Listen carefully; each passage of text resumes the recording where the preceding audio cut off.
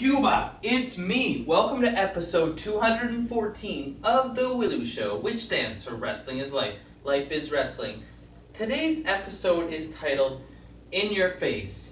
Now, when you decided to somehow get involved in the wrestling business, whether to promote shows, to be a wrestler, to be a manager, to be a referee, whatever thing you decided to do, I bet you had some doubters, haters, negative Nancy's, people that didn't support your decision. I had a few of those, and I had a few that were on my side too. And I just want to talk about how good it feels to prove them wrong, rub it in their face, and be successful, or at least complete some of your goals. Because a lot of people are jealous because they don't do anything. They don't take any risks or any chances, or they don't follow their passions or dreams. They make the safe decisions, which I respect a little bit. Like, some of the advice I got when I was first starting out in wrestling, I wish I maybe would have listened to, but I just have a feeling that things work out the way they're supposed to work out. So I'm happy with everything. But I remember telling people around grade 10 or 11 time that I was going to be a wrestler when I grew up. And being that I was 130 pounds, 5'11", and very skinny, a lot of people laughed at me. But the people that knew my true passion and knew how I was, as far as if I had something on my mind, I wasn't going to give up until I got it, those people believed in me. And the people that knew how much I liked wrestling or shared that same love of wrestling with me, they believed in me, and they probably had higher expectations than even I did for myself.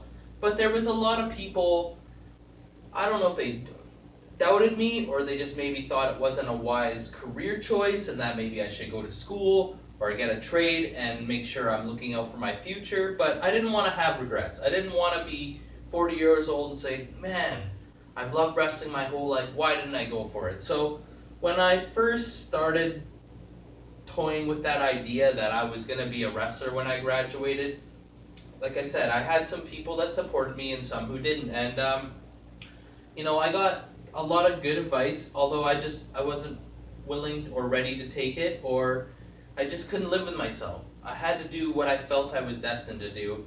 And I'm happy to say now, pretty much half of my life I've been wrestling now. I'm 35 years old, and I started when I was 18. You do the math. So I've been wrestling. Maybe I'm not as successful as what I hope to be. Maybe because I didn't make any money at it, it was a poor choice. Maybe because my body is slow and it's hard nowadays, and I have the pain and the injuries, and but every single one was worth it. I'd rather be hurt and have all these great, amazing memories than to be in perfect health, which I wasn't before I started wrestling anyway, to be in perfect health and be miserable and not have any of these amazing memories. But you get people, we had to do, we had a guidance counselor, and we all had to meet with them. I can't remember if it was a class or we just all got a chance to sit with them, and he would help us build our resumes or look at future colleges or just things to help us with whatever we wanted to do in our future. And I had this one, Gary Epp. And he was a nice guy. I knew him. I played with his son. I think me and his son, Stephen F., got babysat together when we were 4 years old. He was a good guy and a great counselor.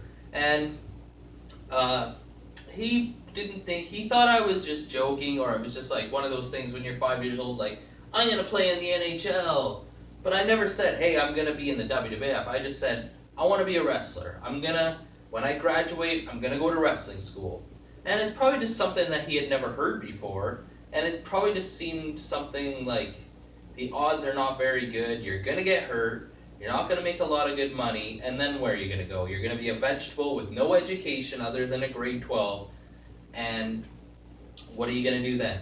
But I'm happy to say he still supported me. He just was trying to make me aware of the decision I was making. And I'm even happier to say that a couple years later, he found out that I indeed was a wrestler. There was an article in my hometown of Canberra River after I moved from Cuba, talking about me being a wrestler, and he told other kids that in his classes he ended up yeah, it was a class, see, and he told them there was this one guy, and he said he was gonna be a wrestler, and I doubted him, and I tried to talk him out of it, and I didn't believe him, and you know what? He became a wrestler. So after that point, he will never doubt anybody ever again. So it just, what a wonderful feeling when you can change people's life opinions and teachers' opinions of the way they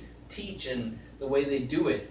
But I had like from friends too, and from family. They were like, "You serious? Like, why don't you just come and do logging with us? That's where all the money is." And I really wanted to see the world. Like, I love Campbell River, it's paradise there, but I wanted to see the world, I wanted to make memories, and boy am I ever glad I made that decision. I may have chose a different wrestling school, but you know what, things worked out the way they were supposed to be. I got to wrestle, I've done lots of matches, I've had lots of just amazing memories, and I'm happy. I'm still wrestling, and I get to do it, and it's so good to prove the doubters wrong, put it in their face and say, you were wrong, or look at me, look how happy I am compared to you. Like, there's a lot of people I know that have a lot more money than me, and some people would call them more successful.